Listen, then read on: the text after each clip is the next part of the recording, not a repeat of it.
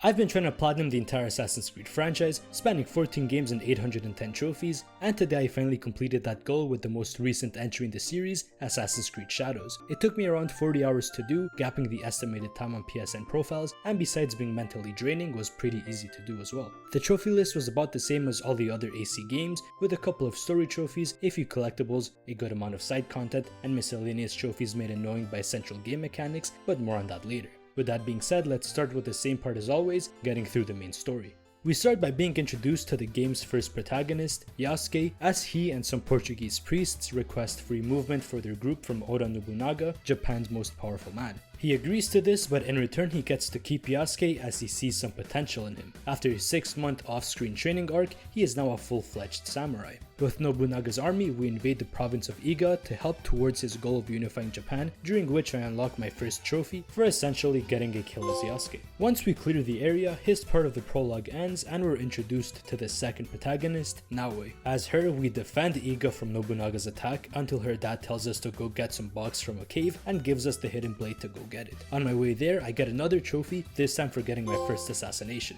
In the cave, we get the box and instantly lose it to a samurai and get our shit rocked. We then get saved by her dad and are brought to an ally's place to get healed, after which we go get the box back. In the process, I also get another trophy for getting 5 assassinations while remaining unseen. Shortly after that, I kill the samurai from the cave and get the box back, only to get shot the second we escape, but at least her dad shows up to save us. Unfortunately for him, the Avengers pull up, slime him out, and get the box back from us, leaving us for dead. This also marks the end of the prologue for yet another trophy. We then wake up to some fat kid, Junjiro, and a monk, Soren, who saved us and patched us up. After a while, we eventually recover thanks to their help and leave for Tomiko's place, who by the way is the lady who healed us before. We then talk about the Avengers and how we have to take them out, and we'll need allies and supplies to do so. She also offers us her home as a hideout, which unlocks another trophy. Soren then shows up and leaves us with Junjiro for the rest of the game. With some information Tomiko has been able to gather, we go look for the first 2 Onryo, which is what the Avengers are actually called. And by using some scouts that I unlocked thanks to the hideout, I uncover a quest's location on the map for another trophy. To find the first Onryo, we need to attend a tea ceremony that she'll be at. After learning some tea etiquette and getting the proper clothes, we are granted access to it. Before it starts, we go talk to all the other guests to try to identify the Onryo, and after the tea, we immediately deduce who it is. She invites us to her crib to talk, but we blow her shit smooth off instead. For the second Onryo, I went to a nearby temple that was being attacked by his men, who we obviously kill, and after clearing out the area, we meet the monks who send us on some tasks to prepare to fight him, and after talking to them, I get another trophy. Although I won't get into the details of these tasks, I will go into the trophies that I got while completing them. The first one was for unlocking a pet at the hideout. Then an assassination through a door popped another. Equipping a legendary in all slots also gave one, which I could do this early thanks to some Christmas gifts from Ubisoft. One of those was also a legendary bow staff, which itself gave a DLC trophy called the Stick of Truth. And even though it doesn't contribute towards the plat, I found it worth mentioning because my first ever platinum was for the Stick of Truth all the way back in 2017, so I appreciate Ubisoft for recognizing my efforts. Jokes aside, those are all the trophies for now, and since the tasks are complete, we go fight the Onryo. And by fight, I mean one-shotting him from a bush. Now that both our targets are dead, we go back to Tomiko, who tells us that some guy called Mitsuhide, a high-ranking person in Nobunaga's circle, wants to meet with us. Junjiro also happened to overhear the conversation, so he gets pissed off and runs away for some reason. The meeting with Mitsuhide reveals that he wants to kill Nobunaga and that he's been the leader of the Onryo, which gives us all the motive we need. So we go fight him, but fail to kill him because Yasuke shows up and saves him. It turns out that we were played by Mitsuhide and Nobunaga had nothing to do with the Onryo, and Mitsuhide was actually a part of them. We then go look for Junjiro when Yasuke suddenly shows up, wanting to team up to kill Mitsuhide. After a short flashback showing the end of the Iga raid, during which I get a trophy, we learn that Yasuke was told to help Naoe if he ever met her. This also marks the end of Act 1 of the story, which also gives a trophy. Naoe, being understandably mad, wants to kill him, but gets stopped by Junjiro, who reveals that the first guy we killed for the box was actually his dad. Not wanting to be a hypocrite, she teams up with Yasuke. Now that the gang is all together, the next step is to kill every single Onryo in order of lowest to highest level. Now I'ma be honest, I don't feel like going through every Onryo's arc, since they all boil down to completing 4 missions before killing them, so like before, I'll focus on the trophies I got during their arcs instead, starting with the Fool. The first one was for doing a leap of faith as Yasuke, which obviously didn't go well given how massive he is. After that, completely defeating a subgroup of bosses gave one as well, and finally meeting a new ally gave one too. Not long after that, I then killed the Fool. The next Onryo I went for was called the Naginata, and all Although I only get one trophy for meeting another ally, I found him worth mentioning because I went in hella underleveled and got whooped for about half an hour, which made me level grind in between major kills from now on for the rest of the game. And it's during that level grind that I get some more trophies. One is actually for recruiting an ally, and the other, which I didn't record, was for rolling after landing, so here's a recreation of how it went down. And then for like the next 3 hours I went on a trophy drought during the next 2 Onryo arcs. The first one,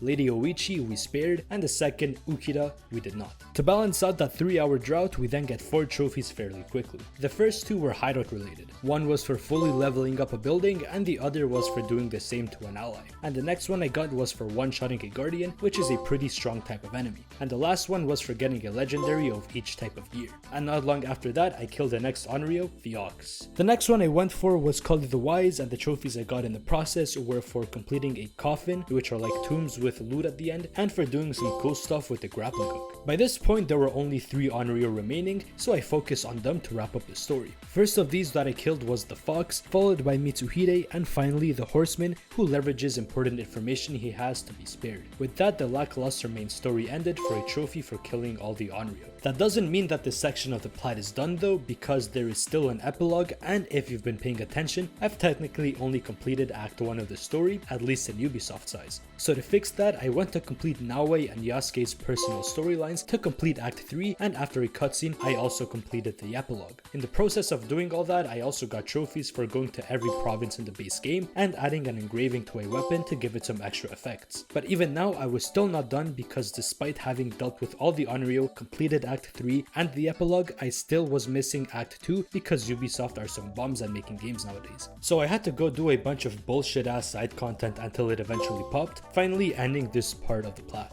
At least some of that side content also unlocked 3 trophies, each one for meeting a new ally. With that done, I moved on to part 2 of the plot, cleaning up the rest of the trophies. The first trophy of this stage was for gathering all the collectibles in a set. In my case, it was local dishes for a side quest required for more trophies later on. I then baited the same enemy 3 times with a sound lure, then I escaped the chase by hiding in shallow water. Fully upgrading my heals gave a trophy as well, and is the reason I needed the dishes from before. Adding a sumie, which are paintings made by Naoe, to the hideout also gave a trophy. In the same vein, painting all the legendary animals did as well. Back in the hideout, I checked behind the waterfall for some loot, which gave a trophy, and then I climbed the highest viewpoint in the map for another one. Now that these quick miscellaneous trophies were out the way, I did all required knowledge activities around the map, which is pretty quick since I only had to do 1 kata for Yasuke and all the Kujikiri for Naoe. With those done, I then did all the combat trophies, starting with winning a tournament for a side quest, which was pretty easy with the build I was running. Then killing an enemy as Yasuke after using a specific ability gave one as well. Right after that, I shot an arrow in someone's knee for the Skyrim reference trophy. In the same fort, I kicked a guy off a cliff for the 300 reference trophy. Sheathing my sword after a bleed kill also gave one. This game's overcharged trophy was for killing an enemy affected by 2 status effects,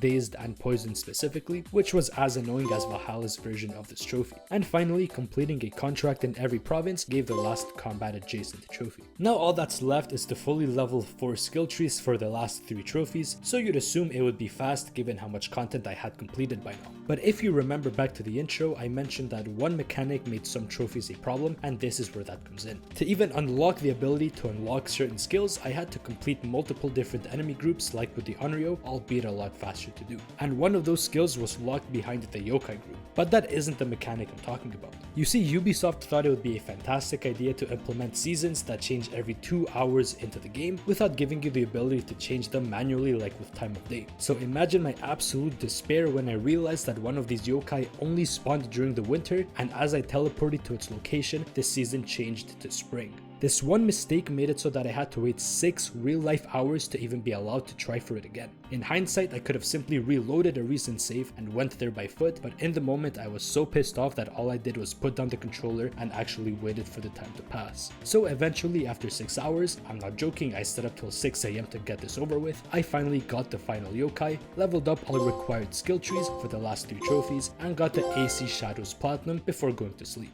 Now I know that the trophy part of the video was relatively short, but that's because for one, I was so fed up with this game that I didn't want to spend that long looking through the footage to make a super detailed script, but also because I wanted to give my overall opinions on the franchise now that I finally have all of the platinums and even most of the DLC trophies. Here's my personal ranking on all the games along with my rating for each one, and to me there's been a real loss in quality and enjoyability as the franchise has gone on due to a mix of corporate greed and creative bankruptcy from Ubisoft. Despite the poor state of the IP though, I'll probably still play the next one since they're pretty easy platinums, but hopefully they lay off the bloat and try something a bit more contained like Mirage. In any case, I'm finally done with Assassin's Creed for now, meaning that I need new games to platinum, so make sure to let me know which games you'd like to see me go for. It might be a bit before I make a full franchise again, so for the time being I'll do one-offs or maybe a 2 to 3 game franchise. Also, let me know if completing games on PC is something that you might want to watch as well, since I have a pretty big backlog on Steam as well. Thank you for watching, consider subscribing for more game completions in the future, and until next time, take care.